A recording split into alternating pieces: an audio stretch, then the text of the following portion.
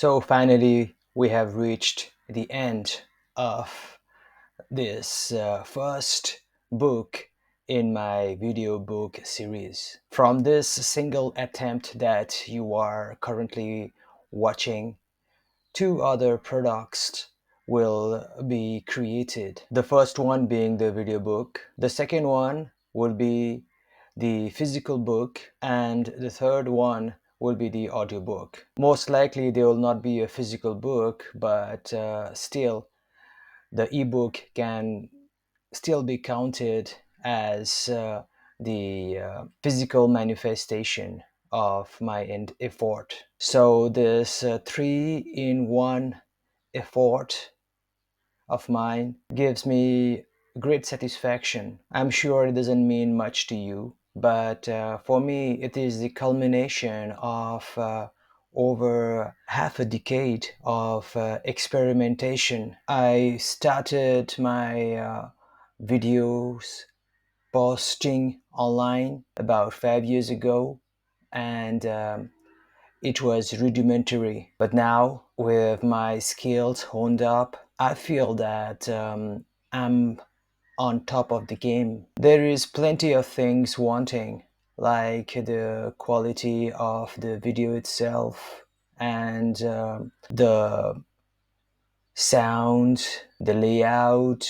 My promotion is almost zero. Consequently, readers who are looking for reassurance that they are not idiots for reading my work based on a large following base are kind of being deprived of this good feeling of having many people appreciate and admire my work. However, I promise you that those of you who are among the first to enjoy and appreciate my work will be rewarded by being the early adapters in an upcoming gigantic revolutionary movement that my work will create eventually one day. That said, let's get back to the end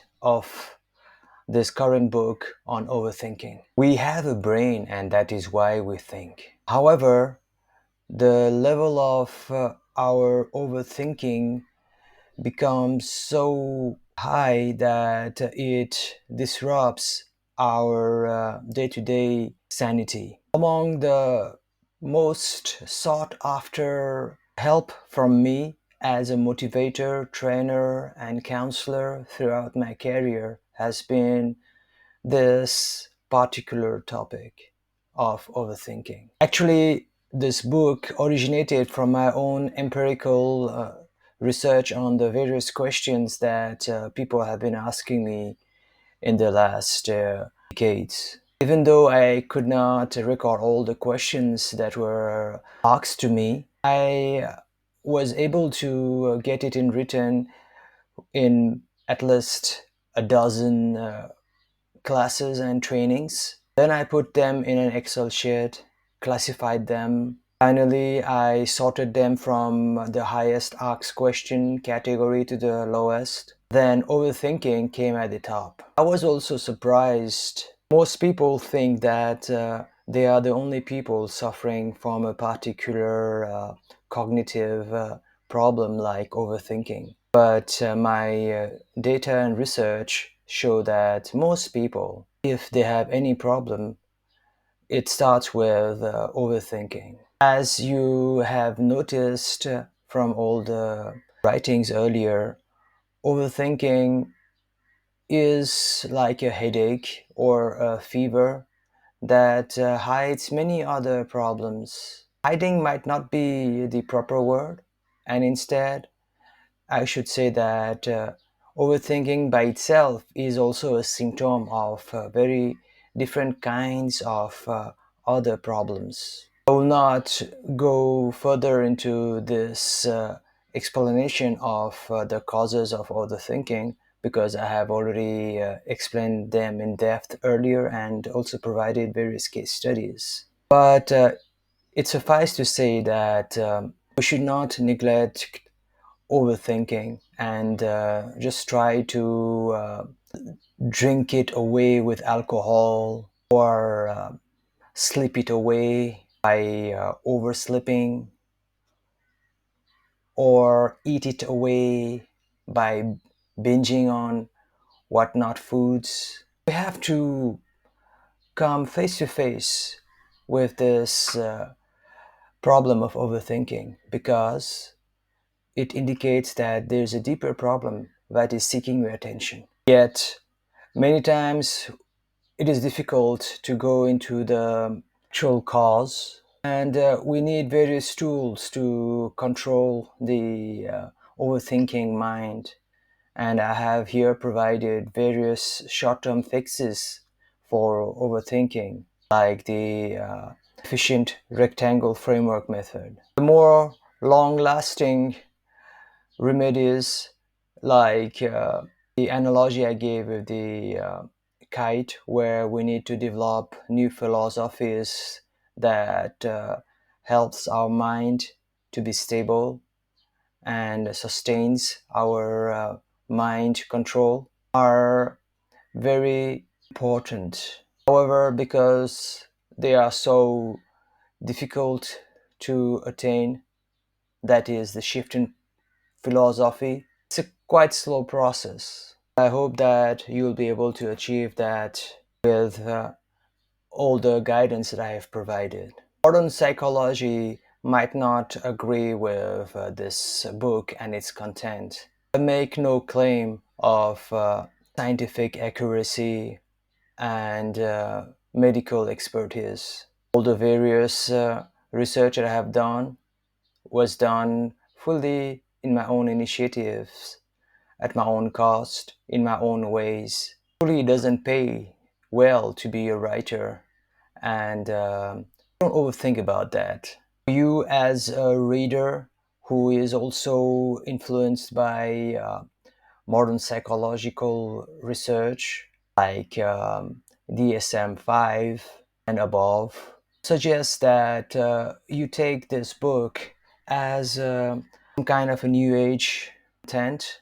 Try it out, and if it makes sense to you, go ahead and a PhD on that. I'll be honored if any one of you does further research academically, medically, statistically, and scientifically. It would be great if you gave me credit, but even if you don't, I will receive the blessings from one way or the other. I want to end this book by emphasizing that overthinking is not only a problem, but it is a skill that one needs to master. It could be like swimming, and we need to learn how to swim in order not to sink in the water. Interesting thing I have found in my counseling sessions is that just by teaching them through the diagrams I have provided you earlier, people are able to acquire skills very fast, and it's amazing how even their neural wiring seems to change right on the spot. People are just able to catch whatever theories I have developed so fast and apply them right on the spot, and the changes are immediately observable. First, the glow in the face increases, voice becomes more strong, posture changes, looks in the eyes much deeper and serene, breathing becomes more rhythmic. Overall, the vibration that comes out from the clients after receiving the counseling of overthinking is just so positive. I do not know where this book will lead me and where the content of this book will be able to reach, but I do know that there are people who will benefit from it. Till now, this knowledge was confined to me and the clients that I had the opportunity to help. Now, this knowledge is free and internet available for anybody to download.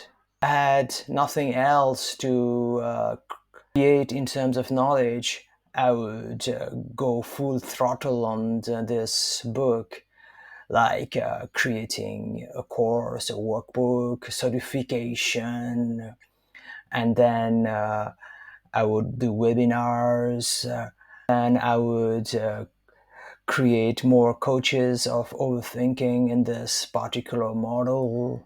Travel the world trying to sell this book and its content.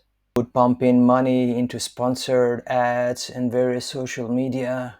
Basically, I would have tried to make my theories of overthinking into a hype, because I know that deeply many people suffer from this overthinking problem. However, I have so much more knowledge to create and manifest into this 3-in-1 format of video books, ebooks, and audiobooks, that I will not be able to all the things that I have just listed. Let me be clear. It's not that I'm not promoting because I do not know how to do so. Instead, it is because I still have got so much to use knowledge.